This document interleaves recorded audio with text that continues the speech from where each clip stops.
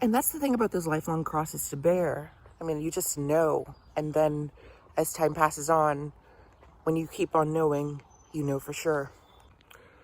Hi, everyone. I know it's July 4th, but I don't really feel like being political. And I've already been political on this channel all week and other weeks. If you want to see my take on America, I have a poem about it on my channel, so, scroll through. So there's a meme floating around on Facebook, and basically it asks if you could talk to your 15-year-old self and say only 3 words, what would they be? A transgender friend of mine, who actually is a musician in the area, she said that for her it'd be, you're a girl. And I basically said the same for myself. But another aspect of that got me thinking, not just about me going through gender dysphoria at the time, but the things comorbid with that at the time. That, that's when what I honestly suppose is BPD in me began to sprout a lot. I had a lot of incidents.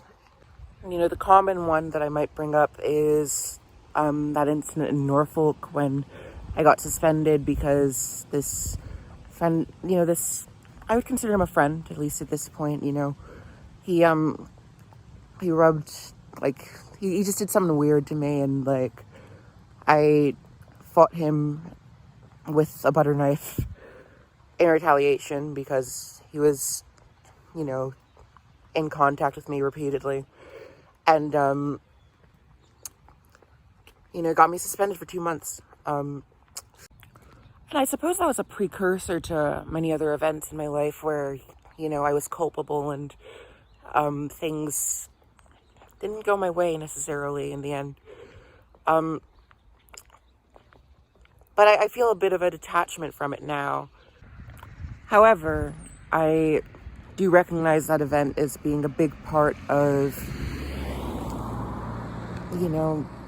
how things turned as far as how my worst conflicts manifested, how my anger manifested, how people began to know me and repute me.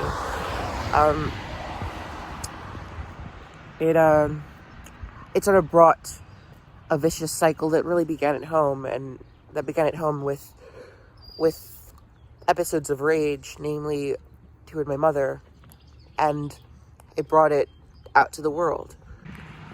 A big part of why I feel detached from it is because it was in high school, and I recognize why it happened. It wasn't necessarily just like I lashed out at a kid.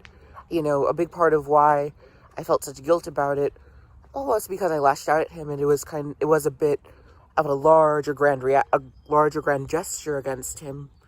But he was also wrong too, and at the same time, I suffered for it. I was suspended for initially 3 days, and then it became over 2 months till the end of the year because they were concerned for other people's and my own safety. But you know how a lot of people go to college and basically set out to have, a new life, leave high school behind and become who they are? Well, I think I saw college that way myself. And on top of that, in a way I was less and less of who I actually was as time went on in high school. There was no means for me to express outwardly that I was transgender. Certainly not back then, and certainly not with the physicality that I had at the time. I certainly didn't feel confident in that. And,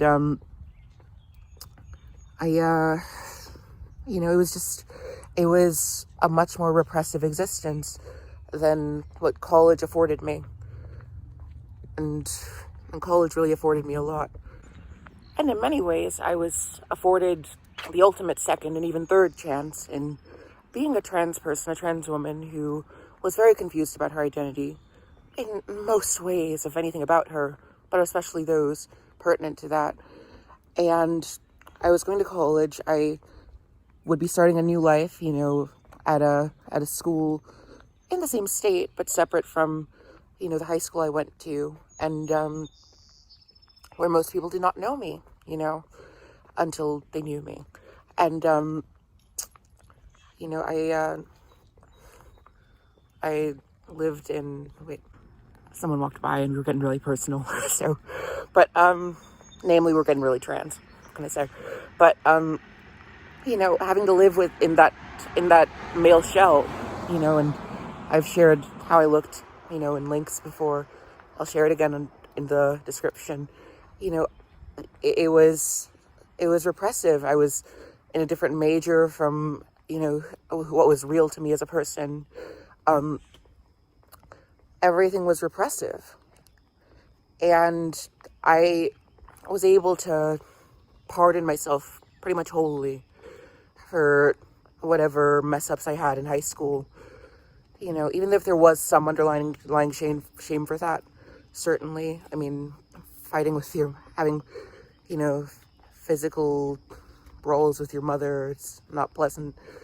And, I looked different from this, so that became all the more incriminating even as time went on. And,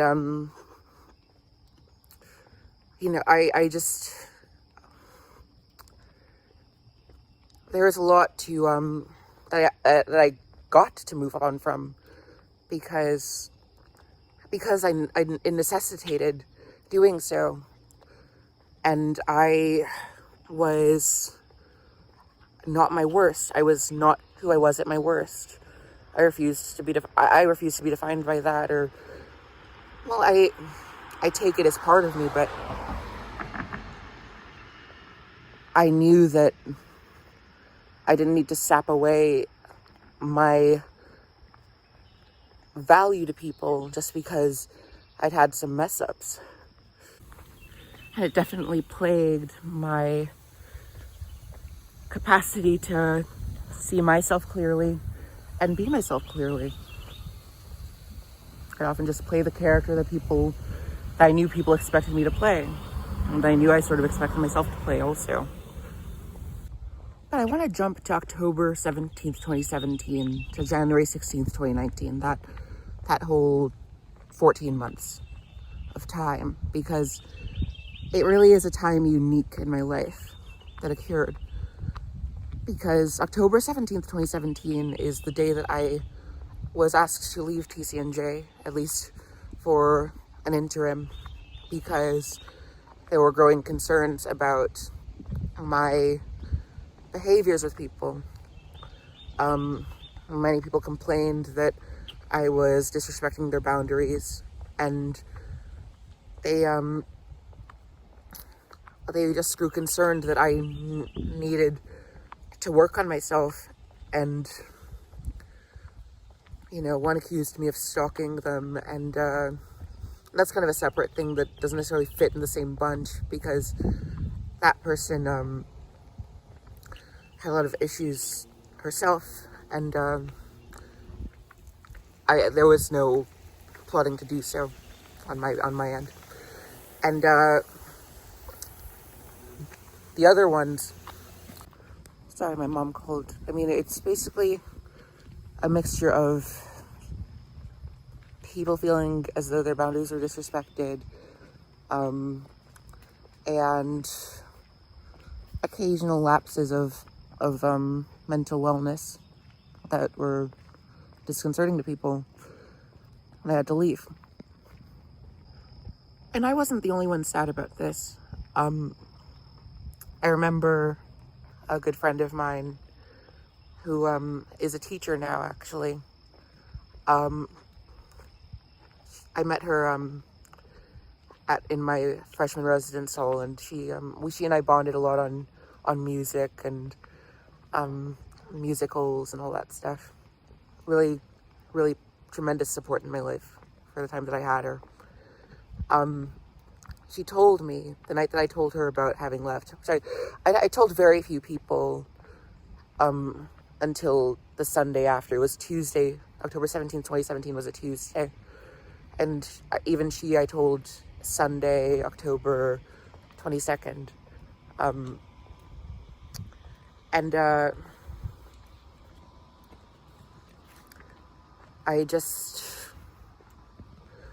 She told me that I believe you are a good person. And she told me that it just seemed unfair what happened to you. And I remember actually a couple weeks prior to that, maybe not even a couple, might have even been a week, maybe even less, might have been the day before even. I got a text from my mom saying, you know what, you want to know the truth. We are trying to give you an education. You have no, like, the last words were, and you have no skills. And I mean, in retrospect, I guess I could defend that statement, but it was basically in the context of me wanting to build myself as a musician, as an artist, as I felt college wasn't working for me at the end of the day, and they just were not okay with that, which is understandable, but it really hurt me to hear that. And I remember that my friend consoled me for that. But going back to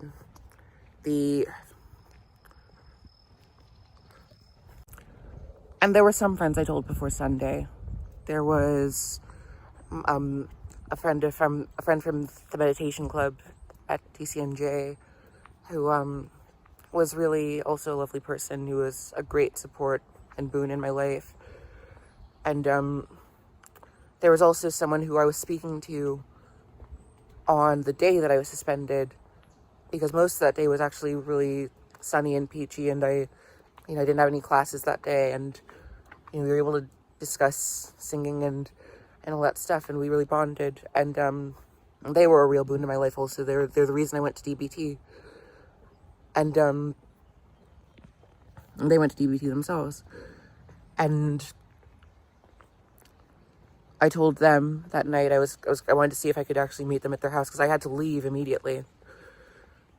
They were unable to let me do that because of certain circumstances at the time, which I truly actually can't pull up because I deleted my Facebook, but my old Facebook. And I told them, it's a couple people. I think I told the people at Project Real, which is basically the LGBT plus community building in Asbury Park, where I live. And well, I live in Ocean Township, but anyway, it's right by Asbury Park. And of course my family, who I had to meet that night. Now back then, as far as the cursed blessing that it seems to be, that I was suddenly not in school,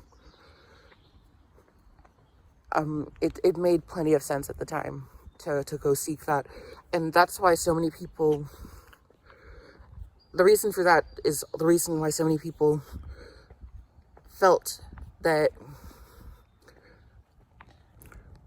and the reason for that is the reason why so many people through the time I was at TCNJ, throughout the whole time I was at TCNJ, felt great support for me leaving TCNJ and going forth to seek my own path, because they saw a real sparkle in me that you really couldn't find anyone else. And I don't say that arrogantly, because truly the perspectives that I was able to come from, with articulation even back then, and well before then too, and full insight and profoundness and creativity, provocation, all of these things were there. Charisma, and coupled with my intersectional identity as a lesbian, Black, trans woman of Nigerian descent, there was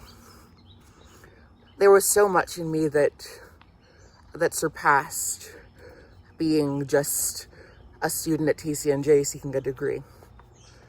And it was already there, it was present. It just, as much as it would have been nice to just serve a functional and simple path, like, fulfilling my 4 years at TCNJ, people could see right through it. And people stayed with that. It made sense at the time for me to let TCNJ go. And it took me 5 semesters, or 4.5 really, because I left midway in the 5th one. It took nearly 5 semesters for that to actually happen. And at the end of the day, it wasn't even through my own will. It was through mental health problems that manifested as questionable behavior that I may or may not have deserved that sort of punishment for. It's arguable either way. That left me to actually have to leave and find my own way afterward. And January 16th, 2019 was the day that I pressed delete on my Facebook and Instagram accounts. And it happened to be the 22nd birthday of a dear friend of mine at the time, who actually 15 days before, on New Year's Day, I visited in Downingtown, Pennsylvania. I visited his house. He's a trans man. We basically transitioned together only months apart. And he was, and in a way, not even months apart, because my full dose was in April of 2017. And I believe he started transition that March. So it honestly concurred very easily. But yeah, he and I disagreed on some things politically, more so as time went on during the, that interim from October 17th, 2017 to January 16th, 2019. And coupled with my confession the day before, or not the day before, but a few days prior to that, that I had been feeling suicidal. And then backtracking on that the day after, it just became a lot for him, it seemed. And really after that day, we no longer were friends, but I deleted my accounts that day. And coupled with that being the main event at the time as well, and coupled with so much that went on during that interim, which I'll get into in a second, it basically suggests to me, namely in retrospect, to be the end of an era. Now, as far as that interim, let's see. I left TCNJ for disciplinary reasons. I left TCNJ, which meant that I was able to go my own way, at least for some time.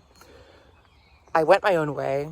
I got into a music video that now has 5 million views. I lived my first full year as a woman, as Jillian. I met hundreds of new friends and acquaintances and colleagues, professional and personal links in my life through the music community in New Jersey and New York and elsewhere. And I doubled my follower count on Instagram, nearly doubled my number of friends on Facebook, or something like that. Maybe up by, it was a large increase. But I also went to jail. I had a breakdown that caused me to go to jail that involved suicidality.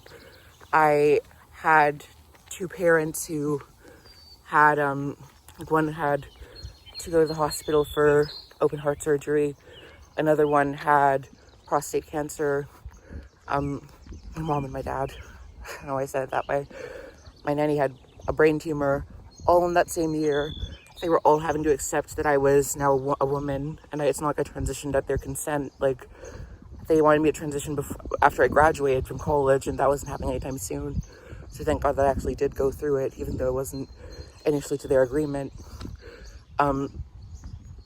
They also had to accept that I wanted to be a professional musician and singer-songwriter or whatnot, or really a performance artist as a whole.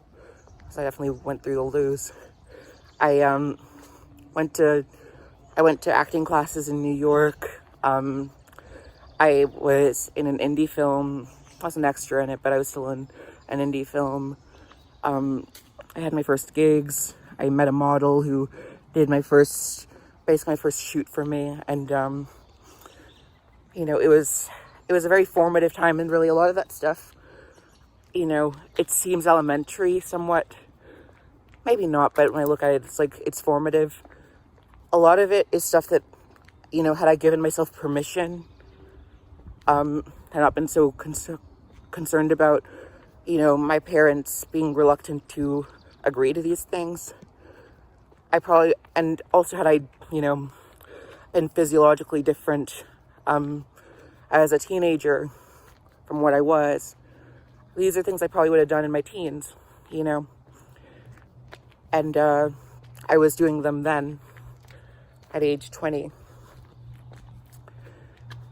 And yeah, I mean, the good, bad, and ugly of that year and change was immensely formative to me.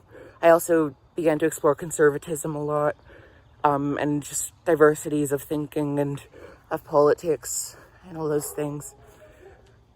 And, the person I was at the end of it was so different from the person I was at the beginning of it. And that's on top of having transitioned, It was a lot. And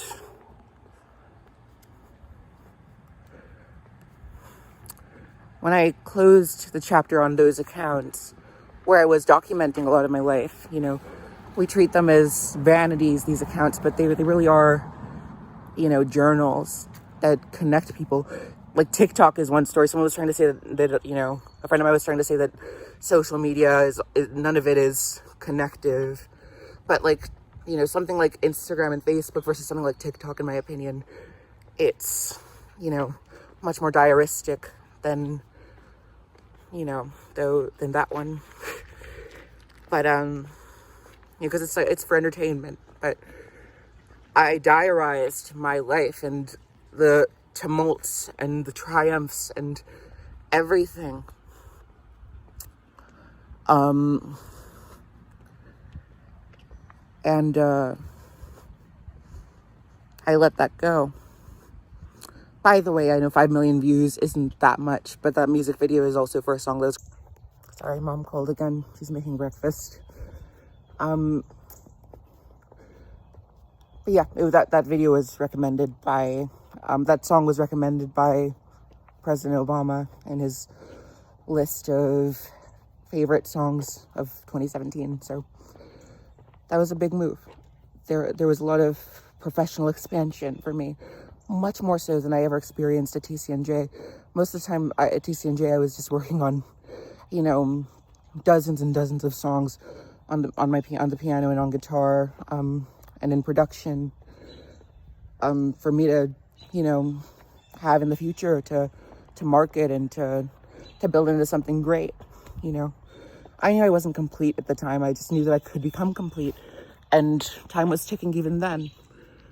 So that whole year, those whole 14 months were so developmental and also destructive, because people saw just how problematic it could be at times. And I'm not just saying the wrong thing. Like, there were some problematic behaviors too. And some I could attribute to my purported BPD, but some it's just,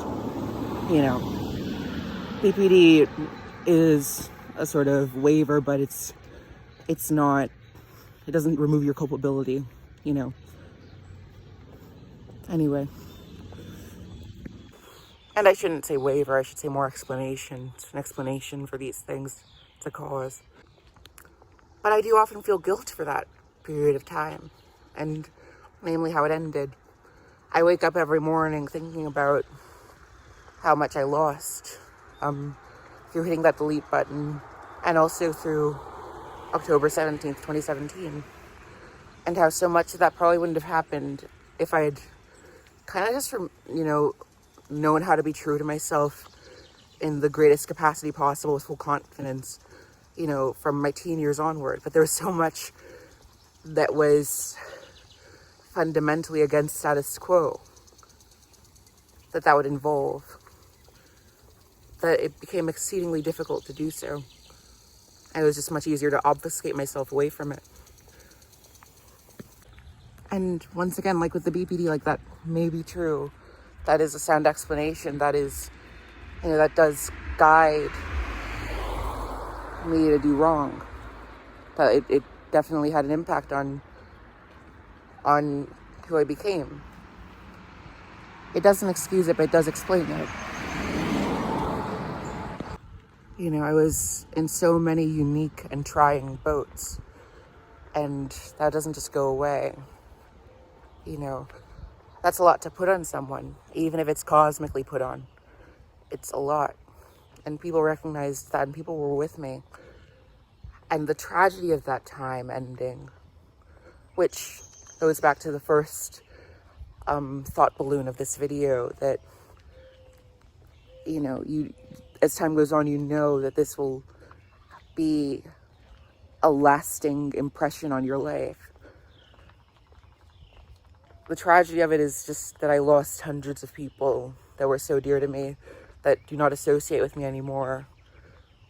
That I'd even say on some level, I pray for seeing again, because it's just so painful to constantly have to go through closure every single day after closure already happened,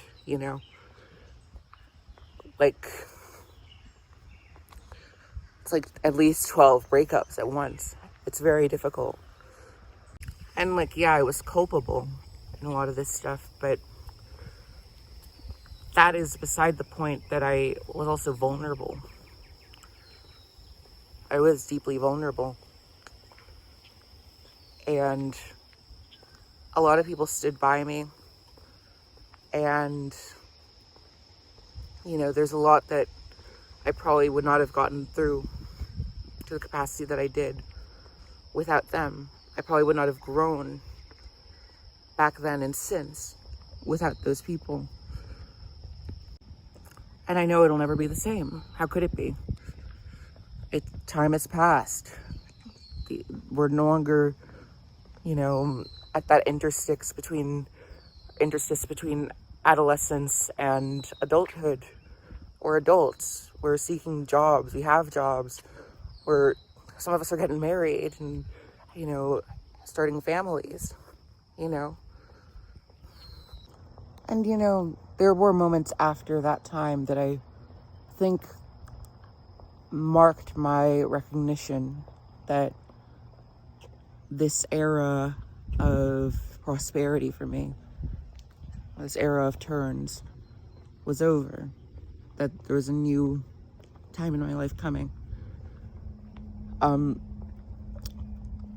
February 12th or February 10th, 2019, I remember these dates. February 10th, 2019, while walking in the rain alone in New York, walking to an open mic. It was a Sunday. I was going to the Bar 9 open mic. I texted a friend of mine whom I texted a couple weeks prior about how I no longer felt like I was the same person that I, came to the scene, came home from TCNJ as. That there's so much that happened that I, to an extent, could barely recognize myself and felt a lot of pain. And I felt like they didn't understand what I was going through. In a way, how could they, But it took me time to recognize that their heart was with me. And I texted them this totally disconnected text from anything that they said or what even we were talking about. And it was so politically fervent and uptight and terse. And I blocked them afterward. And I thought I was protecting myself to do that. I texted them, "I resent you because you are a mouthpiece." And even that, I said it in a way that I meant it in a way that I had felt resentment for them. And I was confessing my resentment, but of course it reads as though I currently resent you. And I have no bones about resenting you, which isn't necessarily what I meant. But he also resented them for no substantial reason. And when I realized what I had done, and that was brought on in part because it was cold and rainy outside. it evinced that, you know, I've really lost it a lot and that things need to change. And, you know, I hope it's not too late, because I was definitely worried that it was. There was also a gig I played at the Saint in Asbury Park a month later, with a friend who was basically my best friend in the scene at the time, up until that moment, up until the day after, actually, that I snapped at because I was in tears at people suddenly leaving before I even got to perform, because it was 11:15 or so on a Thursday night, and so of course there'd be like no one left, and they invited me to play with them for their show. And really, had I handled it right, I'd probably be expressing a lot of gratitude for that moment, because, you know, there were things that were not there as far as my music. I had lost a lot of will to rehearse because of all that was going on in my life. And I snapped at her saying, "You did this," you know, as though she was responsible for me not having people see me at my performance, you know, and me volunteering to take that slot as though I had to. Things like that. And it destroyed the friendship permanently. And we were like kindred souls. Same with the person that I snapped at in that text. Like, we were kindreds.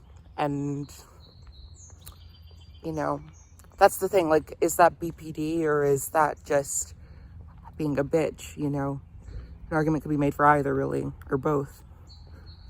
And,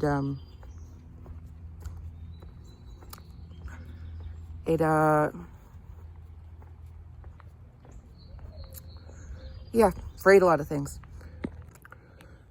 And so then when I went back online in April and May, putting back on a new Instagram account and a new Facebook account, and I had recognized that, like, you know, what am I marketing here? Am I marketing anything here? There's no fan base. There's no momentum here. I'm just waiting on people to come back. I'm posting stuff that's, you know, it doesn't say much. It was an eye-opener to recognize that there were a lot of things I really messed up, and there were a lot of links that I would not get back. And that became all the more apparent as the summer went on, as time went on, that there were certain people that, you know, the deed was done.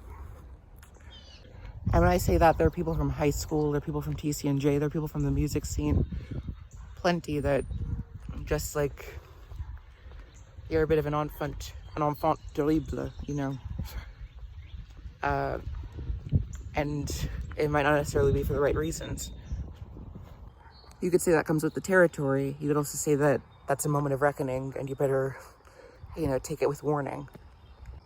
And had I not gone back on, perhaps I'd, you know, there'd be some sort of resolution some other way. That was what I was hoping for, I think, because I felt like social media wasn't working the way I'd like it to. But, because I went on, I recognized that, you know, had I not let people see where I was at the end of those 14 months or so, in the way I did. There was an incident, actually, around Christmas, where I basically swung my dad over a table because he was discussing with me that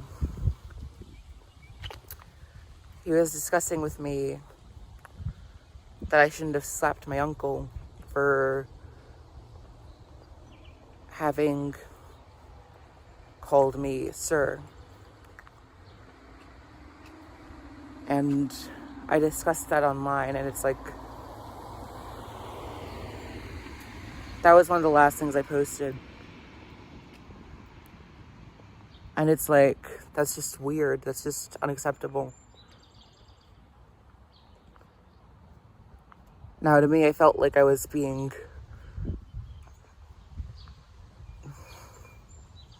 what can I say, like, abused. But I mean, what are you supposed to do in that situation? You know, to your child, your daughter, you know, you have to tell them like it is and scold them and make sure they know right from wrong.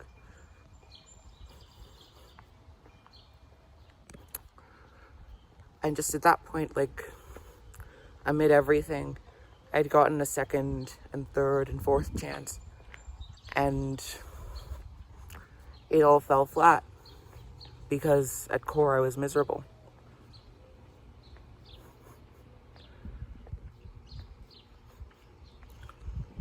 I'm grateful to even have anyone in my life right now.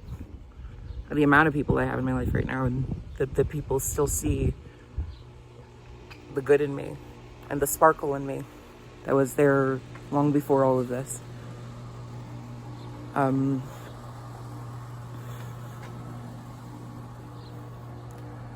so that's why I recognize all of this really as my cross to bear, arguably for life. I mean, life is long, but hey, it's been almost 3 years since I left TCNJ, and it's been a year and a half since I left Facebook and Instagram.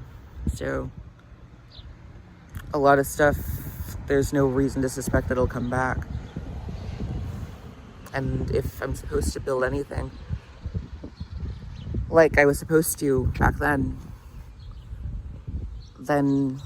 it's going to take a lot of handiwork and rebuilding, you know, with new materials, new resources, new people. So I guess that's my reincarnation.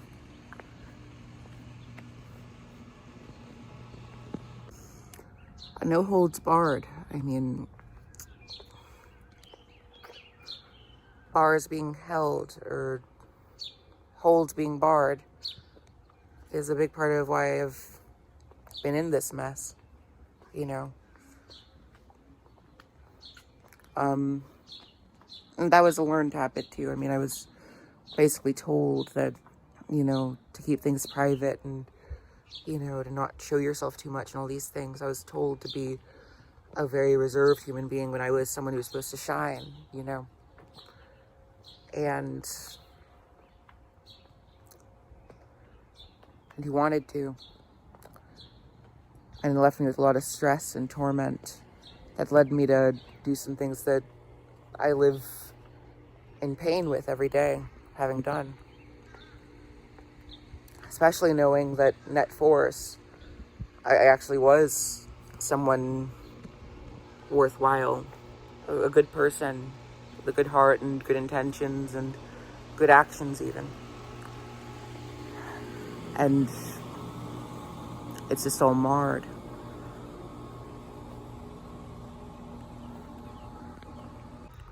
So those that have stood by me, I mean, I'm immensely grateful for that. That I have that in my life still, because there are people, a good share of them, who, even through all of that, have stood by me and have had use for me, and I find that immensely useful. So how am I going to end this? I probably should have ended it with the reincarnation point, but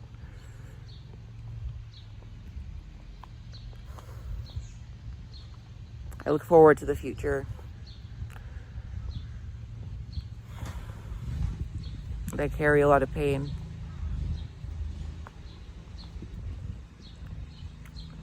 You know, it's not all my fault. I mean, I went to jail after being hospitalized. Like, there was no need for that. There was a suicide attempt, and because someone was brandished when I was trying to do the deed, you know, clearly I wasn't well. And that happened amid all of that during 2018. You know, there's a lot. There is a lot. So I'm writing a memoir. I'm at 94 pages, 95 pages as far as that. And I want to get that published.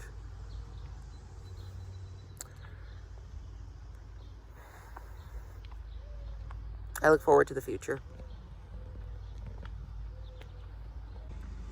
Like, share, comment, subscribe. My Instagram and Twitter handle is @ShyExtroversion. And my Facebook handle. By the way, the person that I called a mouthpiece, I sent them a text letter 3 months later apologizing, and a year later I sent them a follow-up to that because I was in a much more capable emotionality at that point. And a month later we spoke at the rally that I did with Lana. So that touched me a lot. So yeah, things are good.